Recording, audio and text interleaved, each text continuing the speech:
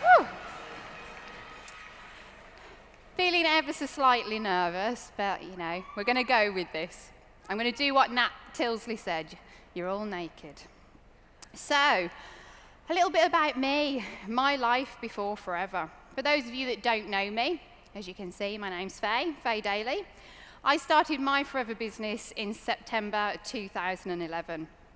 My life before forever saw me in childcare, a job which I absolutely loved, a job in which I thought I would always do because that's where my passion lied, was with children. But in 2010, my little boy came along, and I'm sure many parents in the audience can relate to me when I say he blew my world apart. The love that I felt for him was just so overwhelming. I didn't know how I was going to leave him to go and look after other people's children. I couldn't get my head around it. But due to finances, that's exactly what happened. And what happens to a lot of mums, they want to be at home, but they can't. So I went back 9 months later.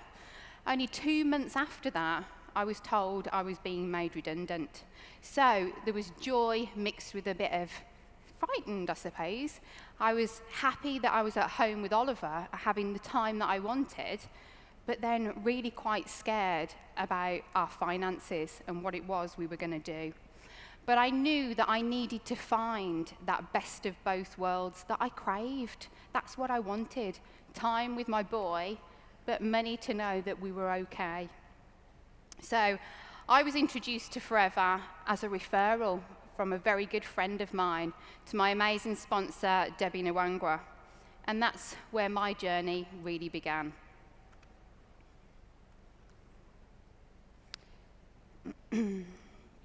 So early on in my Forever journey, I learned that there was a number of things that I needed to do, but that I needed to do really, really well.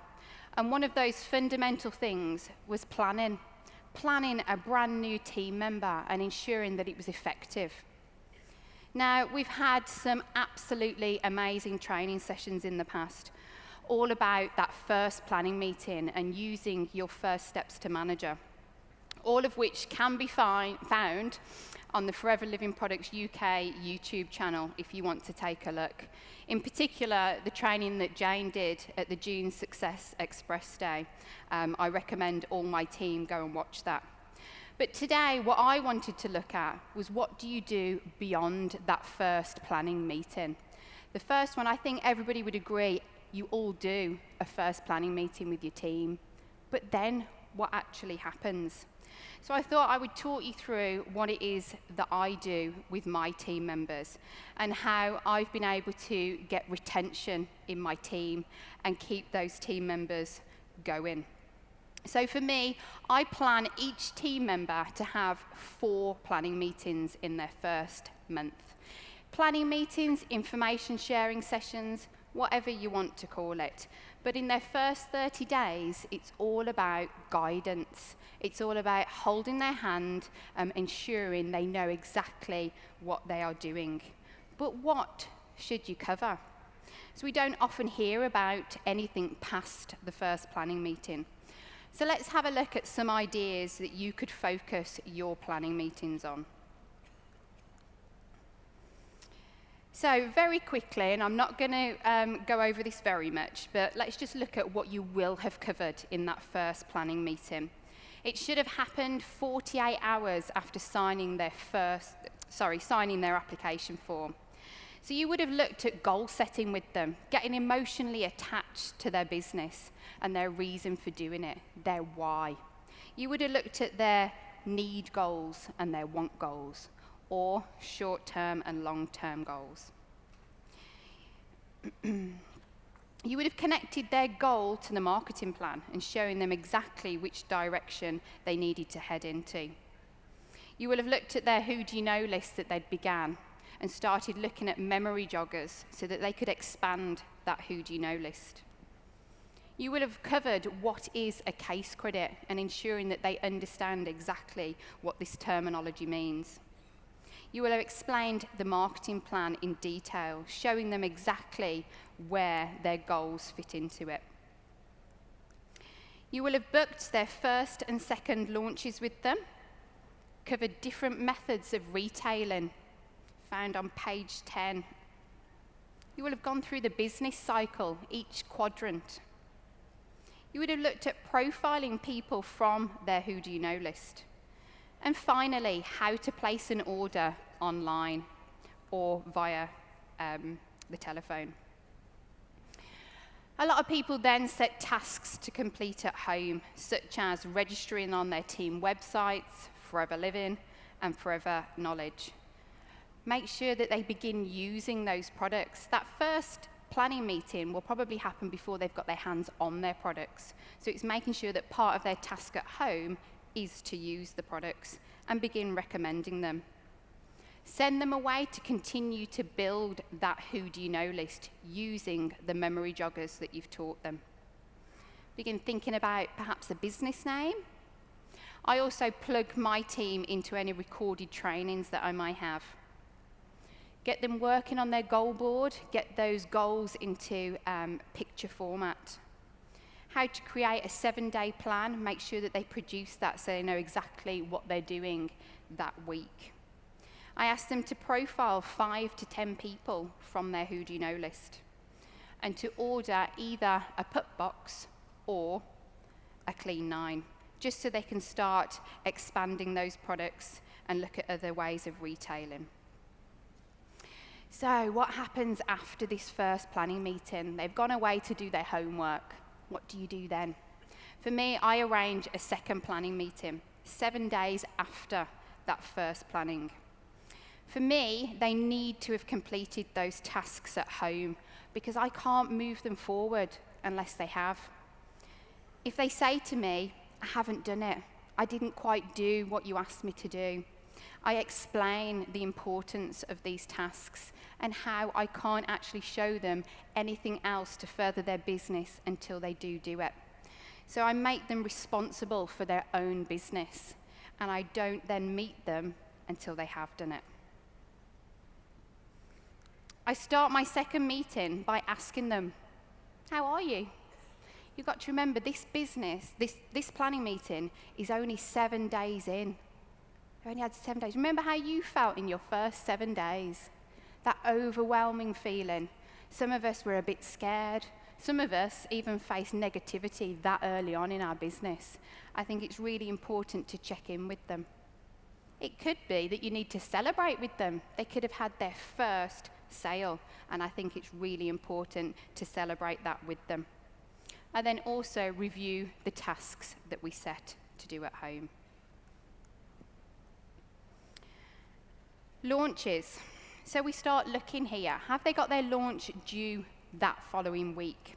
If it is near, then I start to discuss the practicalities of this launch. What will they need? How do they set up for the evening? How will the evening go?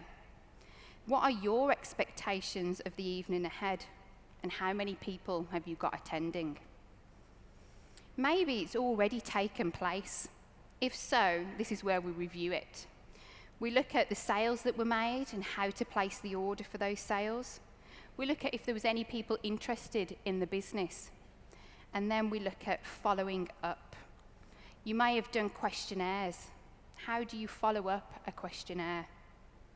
And then I confirm with them the details of their next event. That might be a home BP, or it might be a second launch party for them.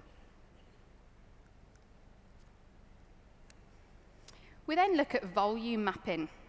This is a little bit of jargon too. I never really understood what volume mapping was for a long time.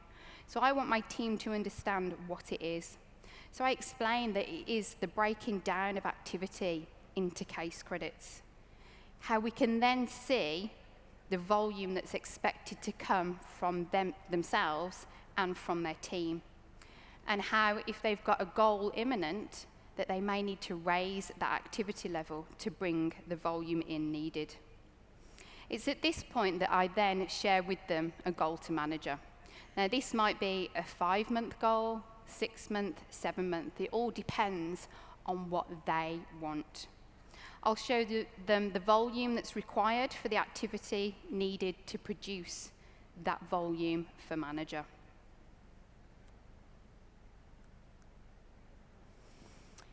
We then look at the online websites. At this point, they may or may not have had their email from Forever. If they have, I use their login details to log on to their websites. If not, I log into my own. I explain what each of them are, because it can be quite confusing, all these websites. What are they for? Let them know that Forever Knowledge is exactly that. It's where we get all of our knowledge from about the business. And that Forever Living is where we look at our own business and where we do all of our ordering from. I give them a brief tutorial on how to use each one, and then I signpost them on where to subscribe and how to personalize their own website. Then we move on to contacting people. So we sit down with the profiles that I asked them to do for homework. So you can see how, if they hadn't done those profiles I asked them to do, how can we move on to this section? We need to discuss each profile and begin pulling together an approach for each individual. We then look at practicing the call. What do you say? How do you structure it? So by using their top 5 people, we begin making those calls. I explain to them that we contact 3 to 5 people if we're part-time and 5 to 10 people if we're full-time. Sorry. I also cover other styles of contacting, such as email, Facebook Messenger, text messages, and of course, face-to-face contact. And we practice them together so that when they leave that second meeting, they've already got in their mind different approaches. Following on from contacting, they're more than likely going to book some one-to-ones in. So I cover this in brief. I show them how to download the one-to-one presenter onto a media device. I also show them how they can order a hard copy too. And then if they're talking to people that are further afield, I show them how they can do the one-to-one online. I explain to them that I will do their first few one-to-ones and that they will be the student and learn exactly how to present the business. But I also suggest that they go away and ask their friends to be guinea pigs for them, and they can practice this and get feedback from people they know and trust. Following on from our one-to-one, then we're going to go to a business presentation. So I feel that this needs covering too. The importance of why they should go to a business presentation. Treat it as your night in the office. It's either a place for you to learn from, for you to support other people, or for you to take a guest along too. I go through how to invite somebody along to a BP. And then I also go through words to use at the end of the BP. I know that at my first business presentation, when I took a guest, the presentation ended and I said, right then, let's go. I didn't actually close it because I didn't really know how. So I want to make sure that they know that they should turn to the person that they've brought and say, so what part excited you the most? What was your favourite part? And can you see how, by embarking on this opportunity, you can ... So it's making sure they know exactly how to do that. Because if I'm not there, I can't make it to support them. They need to know these things. Activity trackers. For me, this is an important part of your business, using your activity tracker. But why? Why is it important? I think you need to keep track. You are talking to a lot of people, and the only way you can see where you're at with your business and who you're talking to is by writing it down. So this is a really good tool to do that. It's all in one place, and you can see where they are in the business cycle. I show them my activity tracker, so then they can see exactly how it works. And I also show them that they can use this to monitor their business and plan future months, because from here you can get your stats. So how many people did you need to contact to get a one-to-one? How many one-to-ones did you need to do to get a guest to the business presentation? how many guests to the business presentation actually joined your business. Now, you can only get that from your activity tracker or something similar. We then look at business cards. I show them mine, and then I discuss with them ideas on what they could do. What words could they use? Then I signpost them to where they could order it from and leave it as a task for them to do at home. Social media is a big part of our business now, so it's something I've combined into our planning meeting. We go through the do's and don'ts of social media. No making medical claims, no discounting online, no putting before and after pictures on there. So they know this before they even begin. I explain what the 80-20 rule is. 80% lifestyle posts, 20% direct forever. I also remind them that you're going to be representing forever as a name. Make sure that your posts are positive, that they're healthy, and that perhaps you need to look at your nights out, that there's not lots of drunken photos. We can all have fun, but make sure there's no swearing on there. Then it comes to the legal bit, which isn't a nice area, but it's an area we have to cover now.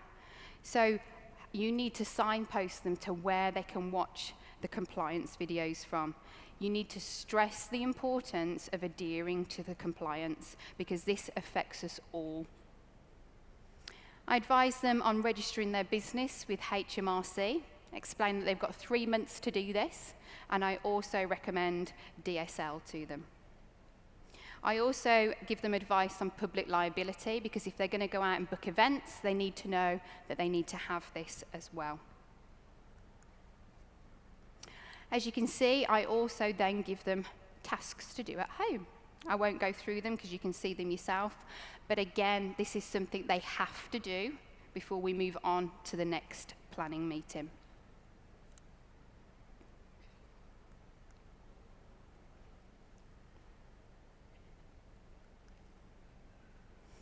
So planning session 3 or information session 3, it needs to be done within the next 7 days of the previous one. And again, we can't move forward unless their homework tasks have been done.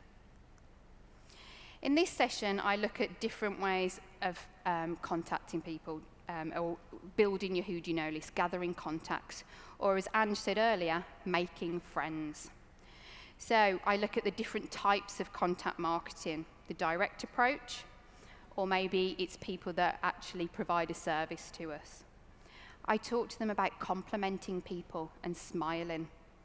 We talk about what to wear, what is their target audience. Are they going out there to speak to mums dressed in a power suit? Because it probably won't attract those mums. Or the other way around. What to take, business cards, a nice pen, not something that's been chewed, and a pad to take that information down. And then we go through types of things that they could say whilst contact marketing. We then look at customer care and follow-up. Why? Why do we do this? I always give them an example of myself. My first launch party had 10 people come. Every single one of them purchased from me. My order arrived, I gave it out, and then wondered why they didn't come back and order from me. Because I never followed them up. I never even asked them how they were getting on with it. Nothing. So I lost those 10 customers straight away. So you can ask my team, I'm quite hot on this now. It's something that I coach all of them that you need to do. Forever isn't about getting new customers every month. It's about having regular customers. The only way you're going to have regular customers is by looking after them, showing them that you genuinely care about that product that you've given to them. So when should they do it? The first few days of them receiving it, then maybe a week or two later to see how they're getting on, and then maybe mark in your diary when they might be getting low on the product. And then we discuss how they can do this follow-up and customer care. So the final session that I do with them before the end of their first month is in with the next 7 days. And this is where we look at their review. They're almost a month into their business now. Are they 4 case credit active yet? If not, why not? What do we need to work on, and how do we need to ensure that they are? They might be going for promotion already. So let's have a look at where they are with that. Maybe it's a base month for promotion. So we break down looking at everything that they wanted to achieve and whether they've achieved it. I then look at their strengths and weaknesses with them. So I identify with them which areas they feel confident in and areas which they don't. Praise them for their strengths and work with them on their weaknesses. And finally, I revisit the business cycle. The reason I do this is because I want to ensure that they understand what it is. They understand each quadrant and why it flows and why you have to do every single part of it. I ensure that I link it to their goals as well, that by doing this, it's going to generate the volume needed to achieve their goals. I feel that this keeps the momentum high, and it keeps the excitement bubbling because they can see exactly why they're doing what they're doing. It enables them as well to explain it to friends and family. So for me, it's knowledge plus their excitement equals that attraction from their friends and family.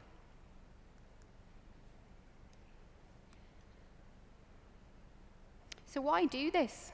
Why work in this way in your business? For me, I have this on sort of a tick chart, and I print it off for each new team member, and I ensure that each new team member gets every section of what we've just covered. For me, it's enabled me to have that retention within my business. I don't have a lot of people join and then leave by the end of the first month. They stay within the business. It gives duplication of structure. If I'm coaching this to my team, they're going to go away and coach it to their team, who will coach it to their team, who will coach it to their team. It results in a strong and stable team, and that everybody pulling in that right direction towards everybody's goals. So 3.5 years on, what's my life like now? I have 4 frontline amazing managers, Nikki and Ian. They were my next door neighbours. Katie, she was a friend, and still is an amazing friend, I should say. Hadn't met her many times, but we hit it off straight away. Sarah, we were old school friends that linked back up long after we left school. And my sister, who's also in the business. Chairman's bonus check, 3 years running. VIP member, 3 years running. Global rally, 3 years running. This has took me to Hawaii, to London, and we're going to Singapore. Eagle manager and senior Eagle manager, 3 years running. This has took us to Sardinia, California, and later this year, Mexico. Car plan level 3, which to begin with paid off my debts. And then it got me the new car. It got me the experience I never thought I would get to have. Going into a showroom, picking exactly what I wanted, in what colour I wanted it in. I'm number 10 in the number 1 team in the UK, the Power Team. I'm a proud member of Natalie Healy's leadership team. And I've got over 6,000 team members, well over 6,000 team members, that each and every one of them are amazing and exactly why I stand here today. I'm earning over a 6-figure income that every month blows me away when I open that recap because it grows every month. We're now a family of 4, which means that I actually took over 9 months out of my business last year to have my second child. I could only do that by having a stable business, having team members that know exactly what they are doing. We live in an amazing house. We live in a much sought after area. Oliver goes to a fantastic school, and we create amazing memories together in places all over the world.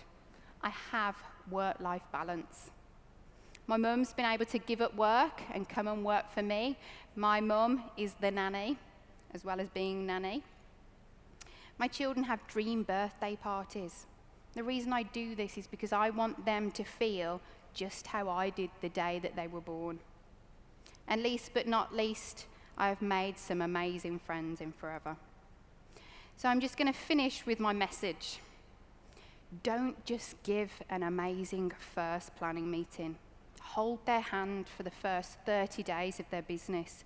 Be that puppet master, guide them, and then watch them fly. Thank you all for listening.